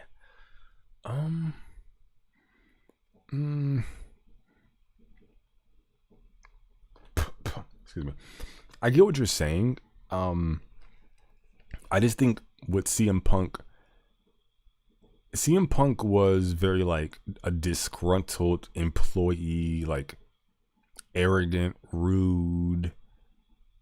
It was very like personal, like you crossing professional, like poor professionalism type energy, right? That's like a personal thing to get over, a hurdle that like time can really heal. And it was just great business, great fucking business. That was an excellent choice to bring CM Punk back. I'm not even a huge CM Punk fan. Never have been. I actually liked him when he had the I cannot fail, like that theme song. The fire burns away. Like, yeah, like that CM Punk was like, I really liked that CM Punk when he finally won. Like, was it the World Heavyweight Championship? Excuse me. Yeah. And like Cult of Personality, CM Punk, yeah, he definitely elevated his game. There's no doubt about it. Like he just catapulted himself to a different tier. But I still miss like long hair. Yeah, I miss that CM Punk. Although I will say, CM Punk had he had some great matches in AEW. One in particular was with MJF. Oh, that match was so fucking good. MJF is so good, bro. I watched this in MJF Darby Allin match. Like MJF, man. I haven't seen his matches lately, but I don't know if he like lost a step or whatever the case may be. But like when I watch his stuff, it's just so fucking peak. It's like, yo, how is he this good? He's good on the mic. He got that fucking aura. Like, I think if MJF was maybe like, what is he? How tall is he? Is he like 6? He's on a 6'2". Cause I think Rock is like 6'4". Like Triple H should be in his prime, probably like 6'4", 6'6". Triple H is a big dude. I'm not sure though. I don't know. I kind of feel like he's like a little small, but I kind of feel like that with Braun Breaker too, but at the same time, it's a new era. It's like the NBA. You can have like in the past you got like fucking 7-footers and as centers, but nowadays you can have like a 6-7 guy as a center. So it's just a different era, I guess. But yeah, Cody Rhodes' old theme is better than the new one, bro. I don't even remember what his old theme was. That's probably telling. Nah, bro. Like, his new theme is so perfect, just for the character that's trying to like, especially for the time, was trying to like live up to his father's legacy and win the title that his father never did. The returning son to the WWE, right? Just like it's perfect. Like the lyrics to the song are like really fucking good. Adrenaline in my soul, every voice out of control. Like it's so like the build up to it, like the story the song is telling.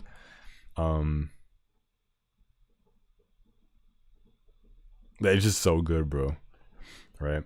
And then that part was like, my father said when I was young. Like it's just, and then like the whole stuff with his father is just, oh, it's perfect. It's perfect, bro.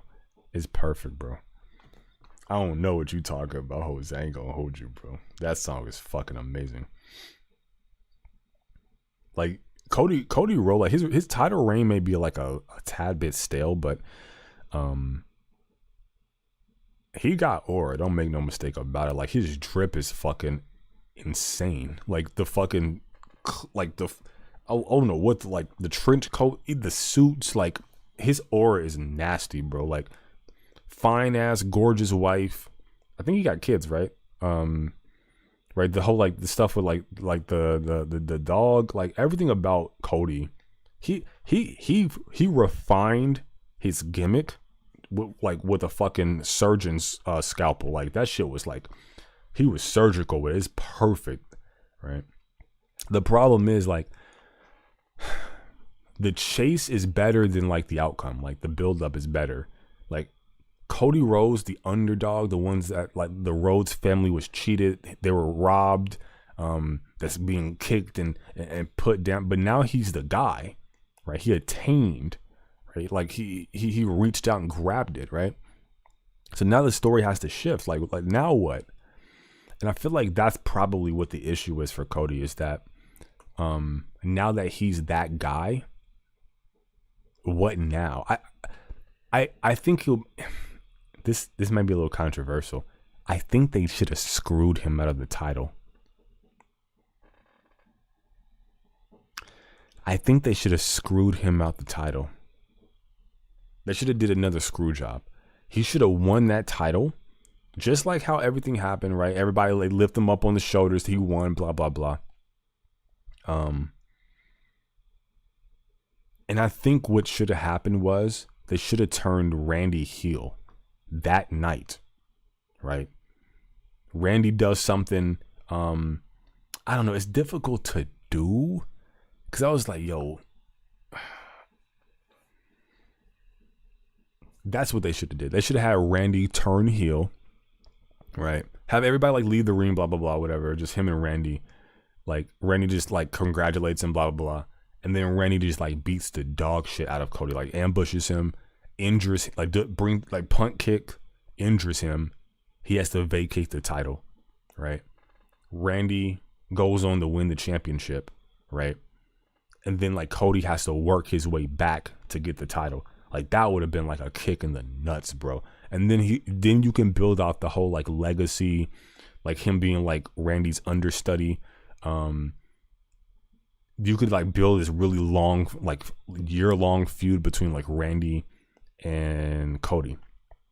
Randy gets his title shot. I mean his title reign, because I think he wants to. What is this the 16th, 15th, 16th? He I think he needs like one more to be like the most. I don't know. I don't remember. But he gets that run, and then Cody has something to build towards. Because I think Cody's best when he's like in the build up. Like that's when I think Cody's is at his best. And that can give you guys like give them time to like craft something when he inevitably wins again. That could be really interesting, or something. I mean, just something. I feel like he's a little aimless. So now he's kind of like reverting back to the bloodline shit. It's like, although I will say that the team up with Roman is fucking epic. That's fucking epic. That's some like comic book shit, right? It's like Punisher and Daredevil type shit. I rock with it heavy, so at least we got that. So I think something that's missing is like The Rock. I think it would be really good if The Rock Solo. The Rock was behind Solo, right? Yeah, I think that could be pretty sick. We haven't seen The Rock in a minute. Do you want to see Roman versus Cody 3? Or do you think Roman should go for the World Heavyweight title to give it some fame? No, because I want Gunther to have a long fucking run. Okay, they've been building Gunther up for a while now, and I think it's warranted because he's fucking amazing. Okay, go watch Ilya Dragunov versus Gunther in NXT UK.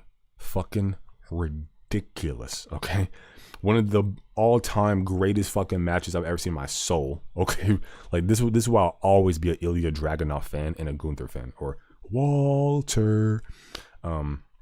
I love me some motherfucking Ilya. Okay, but that aside, Ilya is so.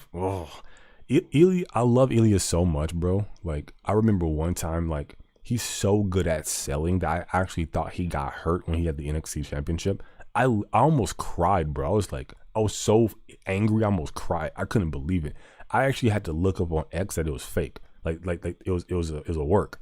And then my anger turned to I got pissed off at him for being too good at his job. I was like, you motherfucker, oh, bro. That's how badly I was pissed. I was like, yo, they screwing. I can't believe Ilya got hurt this early in his title reign. I was so heated, bro. That's how much I care about Ilya. So when they bring him to the main roster, they kind of like put him. He's kind of like a mid-carder. It's kind of frustrating to me. I'm not gonna hold you, but I do like that he dropped the belt to Trick Williams. That was fantastic because Trick definitely needed that title. It's just I want more for Ilya. Like who's the Intercontinental? Oh no, fuck. Okay, never mind. Because I was like, give him the IC title. I was like, oh wait, Braun. Yeah.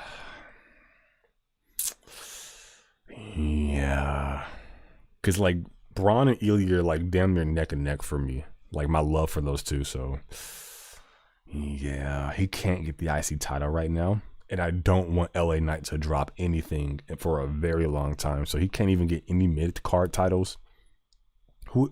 Damn, he can't get. Damn, he's stuck, bro. Like I'm like, yo, give him the World Heavyweight. Oh, Gunther, fuck. I love Gunther, right? He can't. And then of course he ain't getting like the WWF title. So,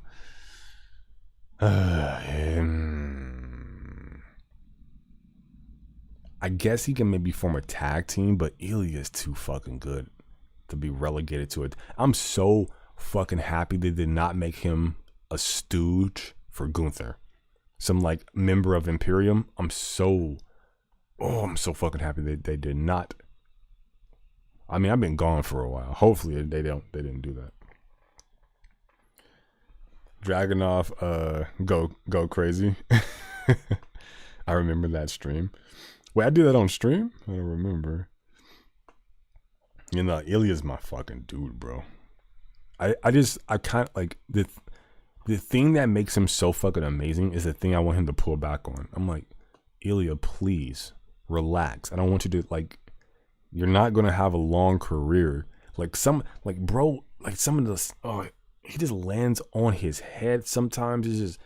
It's like, damn, man, what the fuck? But yeah, Ilya is like, he should 100%. Like, I think maybe have LA Knight have the World Heavyweight Championship in the next year and a half. But Ilya should definitely get like like a mid card title. I would even give like either LA Knight or Braun Breaker should defeat Gunther. And then you can transition the mid card titles to Ilya and Carmelo Hayes. I think the Intercontinental will be better for Ilya, and then Carmelo Hayes should get the United States Championship, because those two, like, Carmelo just got too much fucking aura. And the Ilya Carmelo Hayes match, oh, that was fucking godly. I think that's who he beat to win the NXT title. I think, yeah, that match was fantastic. I mean, every Ilya match is fucking fantastic.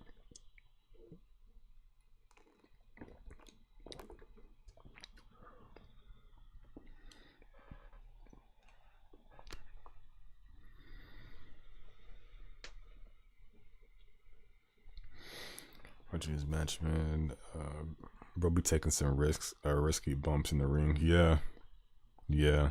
Last thing he get hit with this suplex. I think he's going up against like Dijak or something. He got hit with some like suplex. Bro, his face was so red. I was like, oh, damn. Like, I know, like, there must be some micro fractures in your skull, bro. Like, there's no fucking way you got out of that unscathed. It's like, damn. Like, I'd be concerned after all his matches. Because he's like Russell Westbrook. He is 100 all the fucking time. But it's all, they don't call him a Mad Dragon for nothing, though. It's like, yo, can you like go 90? Like, you always got, like, I love you for it, but my God, man. So, and I think that's why they're kind of, maybe they're like scared to invest in him, because his style is so fucking, the insurance on Ilya must be like sky fucking high for WWE, because that it's not a matter of if he's going to get injured, it's a matter of when and for how long. That's how like fucking nasty his style is, but it's so captivating to watch.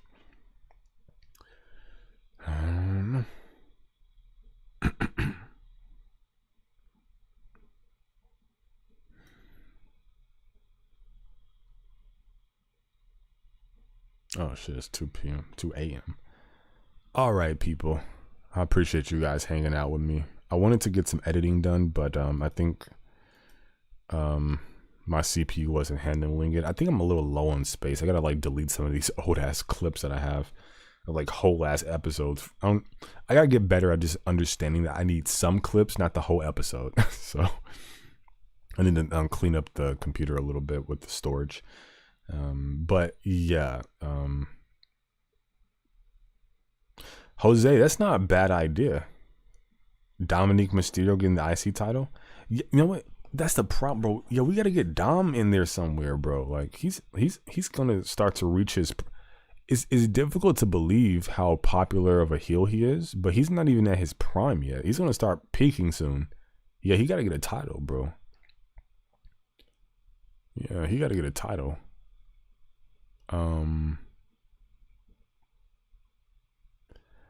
I think they've brought, I know through Gunther and Braun Breaker, they brought prestige back to the IC title. And I think through LA Knight, and I'll be honest, was it Logan Paul? I don't like Logan as a person, but as a performer, he was fantastic the few times he actually wrestled. But through, really, because he's a part-timer, but through LA Knight, they've brought prestige back to the US title. So, I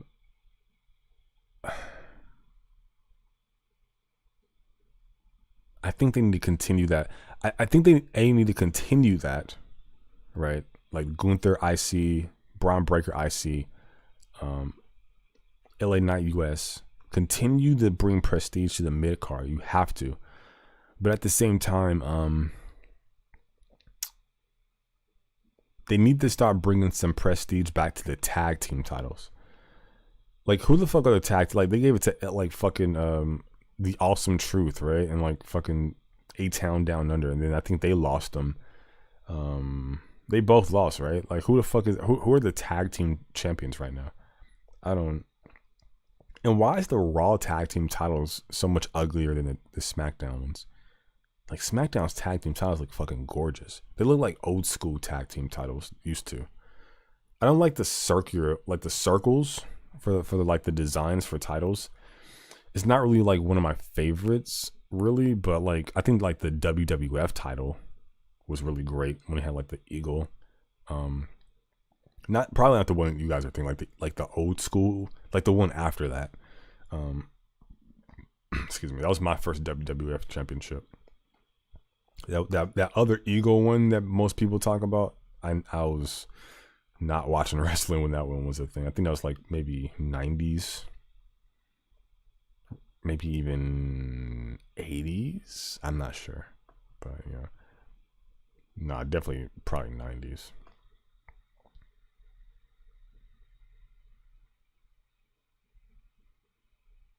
But yeah, guys, have a wonderful afternoon, evening, or night wherever you may be in the world. Yeah. I think I'm gonna grab a bite to eat too. Yeah, that sounds good. I still got some. They have this restaurant called Campero, fairly near where I'm at. Well, not really, but it's worth the drive, and it's fantastic.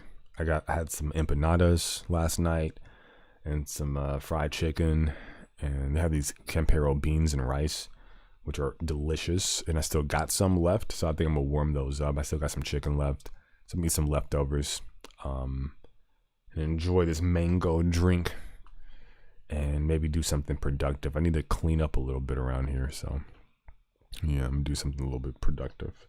But that being the case, people, goodbye. Yeah, but yeah, be safe, be sound, and remember to never stop dreaming. All right, people, peace. Stuck in his head is a dream where imagination forms a beautiful scene. He believes in himself, but he fights for everything with everything more. The time that goes, the streams that flow, and hope is low. You can always call